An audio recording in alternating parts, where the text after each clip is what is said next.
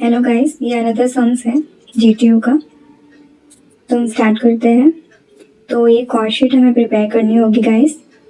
तो जिसके लिए हम पहले डायरेक्ट मटेरियल लिखेंगे। डायरेक्ट मटेरियल कितना है? 90,000 है। 90,000 हम लिख देंगे।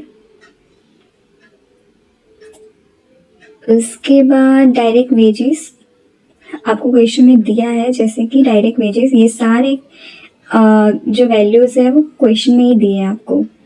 तो हम डायरेक्ट वेजेस लिख देंगे 60,000 है। एंड अब इनका टोटल करना है। इसका टोटल करने से हमें क्या मिल जाएगा? हमें प्राइम कॉस्ट मिलेगा। हमें प्राइम कॉस्ट फाइंड आउट करना है, तो हम ये दोनों को प्लस करेंगे, मटेरियल एंड वेजेस को, तो हमें इजीली प्राइम कॉस्ट मिल जाएगा। तो प्राइम कॉस्ट है 1,50,000। ओके, देन ये यहाँ तक तो आपको इजीली समझ आ गया होगा, इसमें कुछ है नहीं। अब नेक्स्ट हमें फाइंड आउट करना है factory cost, factory overhead.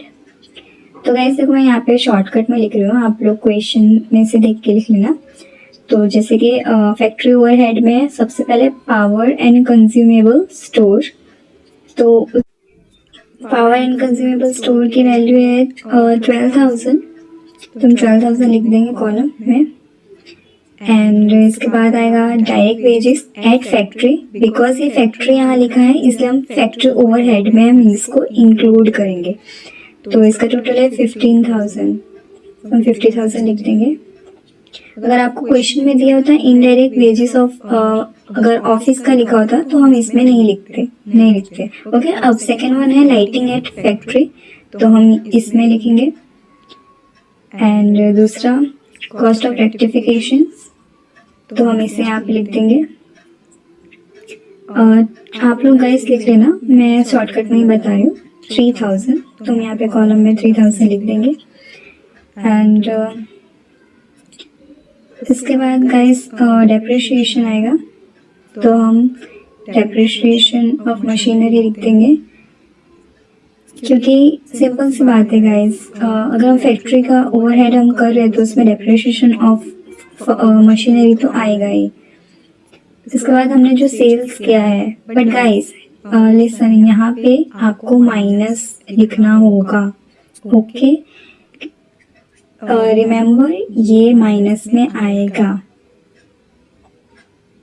Okay, तो आप जब ये टोटल करेंगे उसके बाद ये माइनस कर देना। तो हमने इसका जैसे टोटल किया 12,000, 50,000, ये सबका पूरा टोटल किया। उसके बाद हमें 2,000 माइनस करना है। उसके बाद हमारा आंसर आया टोटल 45,000। ओके, अब देखिए गाइस, हमें वर्किंग कॉस्ट फाइंड आउट करना है। तो वर्किंग कॉस्ट कैसे होता है? वर्किंग कॉस्ट जो आपने अभी फैक्ट्री ओवरहेड फाइंड आउट किया और ऊपर जो प्राइम कॉस्ट है, ये दोनों का टोटल होगा। जैसे यहाँ 15,000 में पहले और यहाँ पे 45,000 अभी, सॉरी 1,50,000 पहले और ये 45,000 अभी, तो इसका पूरा टोटल हुआ 1,95,000। तो ये हमारा क्या आंसर आया? Work cost. Okay, work cost आ गया guys. Remember prime cost and ये जो हमने फाइंड आउट किया फैक्ट्री ओवरहेड का। Okay, total. और इसके बाद गाइस हम ऑफिस एंड सेलिंग ओवरहेड का हम देखेंगे। तो हमें क्वेश्चन में डायरेक्ट ही दिया है, तो हम डायरेक्ट ही ले लेते हैं। क्वेश्चन में हमें डायरेक्ट दिया है 93,000, तो हम डायरेक्ट ही ले लेते हैं 93,000। ओके गाइस, तो हमने यहाँ पे 93,000 लिख दिया। यहाँ तक तो बहुत इजी था गाइस, आप लोगों को सबको समझ आया ही होगा, कुछ हार्ड नहीं है। तो अब हमें यहाँ पे प्लस कर देना है वर्क कॉस्ट को और ऑफिस एक्सपेंस को प्लस करेंगे, तो हमारा आ गया 2,34,000 इजीली। अब देखिए गाइस, क्वेश्चन में दिया है सेलिंग प्राइस। सेलिंग प्राइस हमें माइनस करना है गाइस। तो सेलिंग प्राइस कितना है? 39,000। अब इसे माइनस कर दीजिए, तो हमारा आंसर आ जाएगा 1,95,000। बस इतना ही था, इसमें फाइंड आउट करना था।